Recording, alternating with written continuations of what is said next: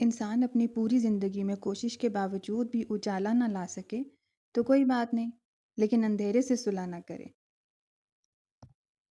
نیچے گرنا مسئلہ نہیں ہے، بلکہ نیچے گرے رہنا مسئلہ ہے۔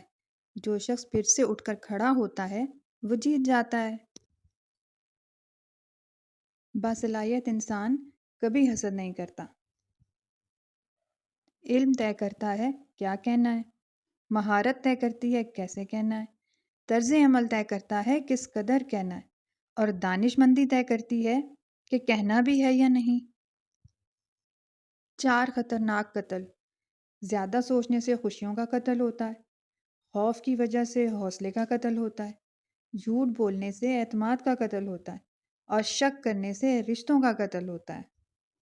اور جو لوگ بھیک مانگتے ہیں، رسول کریم صلی اللہ علیہ وآلہ وسلم نے ان کے بارے میں ارشاد فرمایا، آدمی ہمیشہ لوگوں سے بھیک مانگتا رہے گا یہاں تک کہ قیامت کے دن وہ اس حالت میں آئے گا کہ اس کے منہ پر گوشت کی بوٹی نہ ہوگی، نہایت بے آبرو ہو کر آئے گا۔ جسے آپ ڈپریشن کہتے ہیں، ممکن ہے وہ قرآن پاک کی تلاوت سے محرومی کا یا نماز سے دوری کا نتیجہ ہو۔ راستے پر کنکر ہوں تو اچھا جوتا پہن کر چلا جا سکتا ہے، لیکن جوتے میں اگر ایک بھی کنکر ہو تو اچھی سڑک پر بھی چلنا مشکل ہوتا ہے۔ ہم باہر کی مشکلات سے نہیں، اپنے اندر کی کمزوریوں سے ہارتے ہیں۔ غصہ جس طرح ہمیں آتا ہے دوسروں کو بھی آتا ہے۔ یاد رکھیے، ایکشن کے بعد ری ایکشن ضرور ہوتا ہے۔ سوچ لیجئے کہ آپ برداشت کر سکیں گے۔ ایک بار اللہ پاک کے آخری نبی صلی اللہ علیہ وآلہ وسلم غلے کے ایک ڈھیر کے پاس سے گزرے۔ آپ نے اپنا ہاتھ مبارک اس ڈھیر میں ڈالا تو انگلیوں پر کچھ تری محسوس ہوئی۔ غلے والے سے پوچھا، یہ کیا ہے؟ اس نے جواب دیا، یا رسول اللہ صلی اللہ علیہ وآلہ وسلم، اس ڈھیر پر بارش ہو گئی تھی۔ ارشاد فرمایا، پھر تم نے بھیگے ہوئے غلے کو اوپر کیوں نہیں رکھ دیا کہ لوگ اسے دیکھ لیتے؟ جو شخص دھوکہ دے وہ ہم میں سے نہیں۔ ذکر الہی کی فضیلت۔ سیدنا ابو موسیٰ اشعری رضی اللہ تعالیٰ عنہ نے کہا کہ نبی کریم صلی اللہ علیہ وآلہ وسلم نے فرمایا، جو شخص اللہ کا ذکر کرے اور جو ذکر نہ کرے، ان کی مثال زندہ اور مردہ کی سی ہے، یعنی ذکر کرنے والا زندہ اور ذکر نہ کرنے والا مردوں کی طرح ہے۔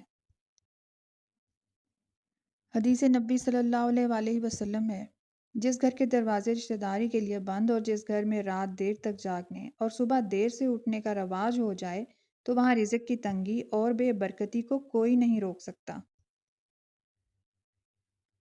سبحان اللہ کی فضیلت۔ سیدنا ابو ہریرہ رضی اللہ تعالیٰ عنہ سے روایت ہے کہ رسول اللہ صلی اللہ علیہ وآلہ وسلم نے فرمایا، جس نے سبحان اللہ و بحمدہ ہی ایک دن میں 100 مرتبہ پڑھا، اس کے تمام گناہ مٹا دیے جائیں گے، اگرچہ اس کے گناہ سمندر کی جھاگ کے برابر کیوں نہ ہوں۔ حضرت محمد صلی اللہ علیہ وآلہ وسلم نے ارشاد فرمایا، تم جب پانی پر سے گزرو یا پل سے گزرو تو کثرت سے سورہ کوثر کا ورد کیا کرو۔ تمہاری نظر جتنے پانی پر پڑے گی اس کا ایک ایک قطرہ تمہارے لیے مغفرت بن جائے گا۔ اگر تم یہ سب کو بتاؤ گے تو یہ تمہارے لیے صدقہ جاریہ بن جائے گا۔ نبی کریم صلی اللہ علیہ وآلہ وسلم نے یہ بھی فرمایا کہ صرف 2 چیزوں پر رشک کرنا اچھا ہے۔ ایک وہ شخص جسے اللہ نے مال دیا ہو اور وہ اس کو نیکی کے راستے میں خرچ کرتا ہو، اور دوسرا وہ شخص جسے اللہ نے دین کا علم عطا فرمایا اور وہ اس کے مطابق فیصلے کرتا اور دوسروں کو یہ علم سکھاتا ہو۔ نبی کریم صلی اللہ علیہ وآلہ وسلم کا فرمان عالی شان ہے، اللہ تعالیٰ اس بندے سے یقیناً راضی ہوتا ہے جو کھانا کھاتا ہے تو اس پر اس کی حمد بجا لاتا ہے، اور پانی پیتا ہے تو اس پر بھی اس کی حمد و ثنا کرتا ہے۔ فرمان مصطفیٰ صلی اللہ علیہ وآلہ وسلم ہے، سچ بولنا نیکی ہے اور نیکی جنت میں لے جاتی ہے، اور جھوٹ بولنا فسق و فجور ہے اور فسق و فجور دوزخ میں لے جاتا ہے۔ نبی کریم صلی اللہ علیہ وآلہ وسلم نے حضرت ابوبکر سے فرمایا کہ اے ابوبکر، تم سفر ہجرت میں غار میں میرے ساتھی تھے، لہٰذا حوض کوثر پر بھی میرے ساتھی ہوگے۔ امام اعظم ابو حنیفہ کے زمانے میں ایک شخص نے نبوت کا دعویٰ کیا اور کہا کہ مجھے موقع دو کہ میں اپنی نبوت کی علامات پیش کروں۔ اس پر حضرت امام اعظم ابو حنیفہ نے فرمایا کہ جو شخص اس سے نبوت کی کوئی علامت طلب کرے وہ بھی کافر ہو جائے گا، کیونکہ حضور نبی کریم صلی اللہ علیہ وآلہ وسلم فرما چکے ہیں کہ میرے بعد کوئی نبی نہیں۔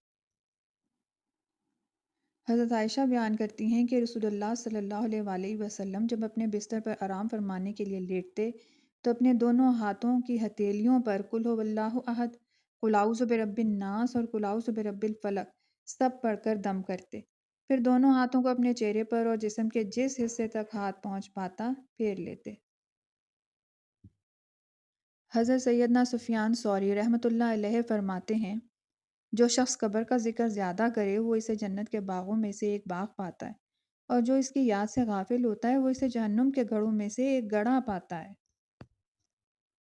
نبی کریم صلی اللہ علیہ وآلہ وسلم کا ایک اور فرمان عالی شان ہے، بے شک اللہ ظالم کو ڈھیل دیتا رہتا ہے لیکن جب اس کی پکڑ فرما لیتا ہے تو پھر اسے نہیں چھوڑتا۔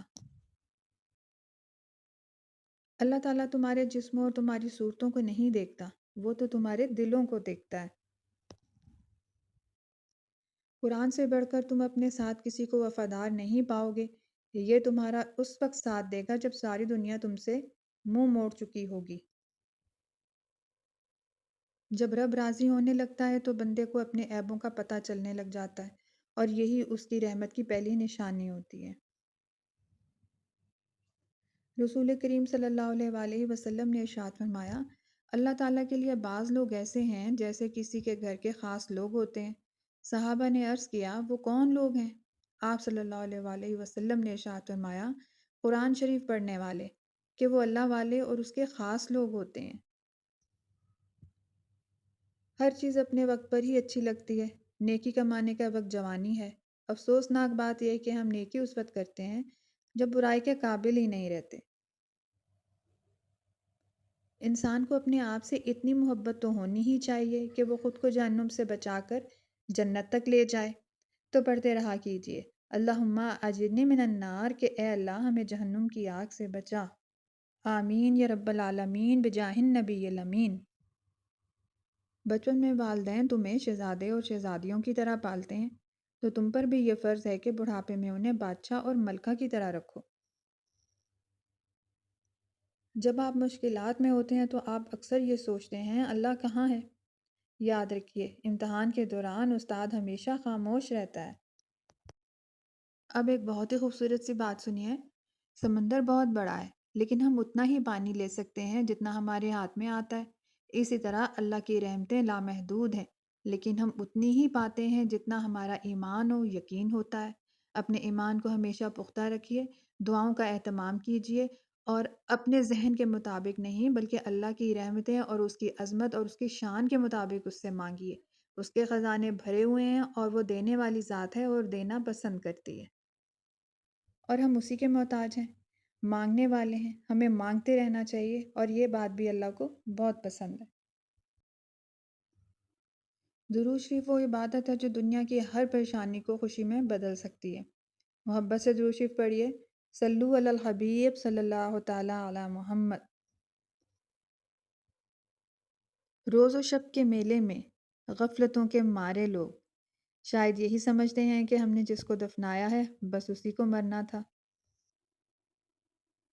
نبی کریم صلی اللہ علیہ وآلہ وسلم نے ارشاد فرمایا، جو شخص کسی کو بدنام کرنے کے لیے اس میں ایسی برائی بیان کرے جو اس میں نہ ہو تو اللہ تعالیٰ اسے دوزخ کی آگ میں قید رکھیں گے یہاں تک کہ وہ اس برائی کو ثابت نہ کر دے، اور وہ ثابت نہیں کر سکے گا۔